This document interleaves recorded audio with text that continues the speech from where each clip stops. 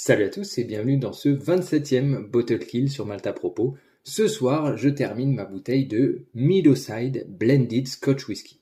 Donc, comme son nom l'indique, en fait non, parce que cette bouteille n'a pas réellement de nom, puisque Meadowside, c'est le nom en partie de l'embouteilleur indépendant à l'origine de cet embouteillage.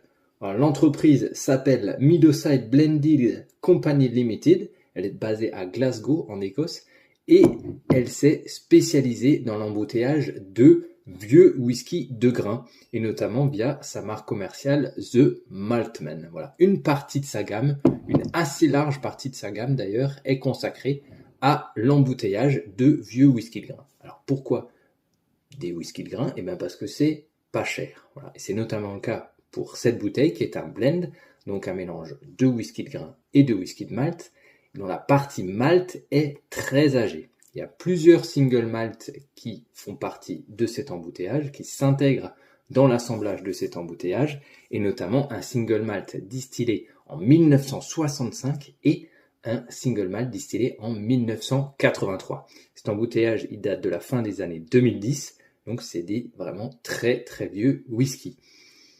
Et cette bouteille, je l'ai payée en promotion une 60aine d'euros. Donc vous voyez que le rapport prix, vieillissement, âge est absolument imbattable. Après, est-ce que c'est le cas de la qualité dans la bouteille? Ça, c'est plus discutable. On va voir ça tout de suite en bouche.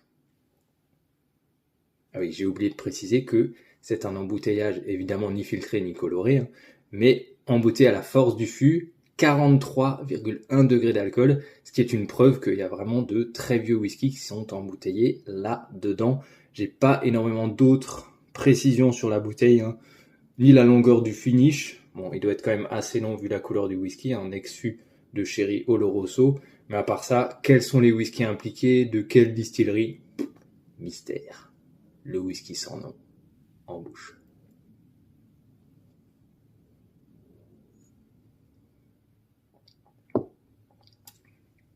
Alors on sent effectivement de la maturité, de la profondeur, mais c'est un whisky qui est excessivement marqué par le sherry.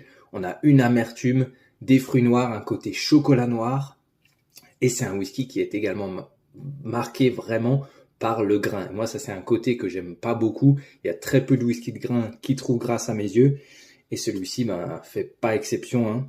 Voilà, ce côté grain me dérange un petit peu et il y a un léger déséquilibre dans ce profil aromatique. Donc voilà, on a de la profondeur, de la longueur en bouche, mais il y a quelque chose qui manque, en tout cas pour cet âge-là.